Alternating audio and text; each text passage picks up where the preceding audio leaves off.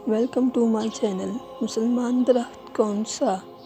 रसूल सल्लल्लाहु अलैहि वसल्लम ने फरमाया, एक दरख्त ऐसा भी है जिस पर कभी ख़ज़ा नहीं आती। मुसलमान को इस दरख्त से तशबीह दी जा सकती है।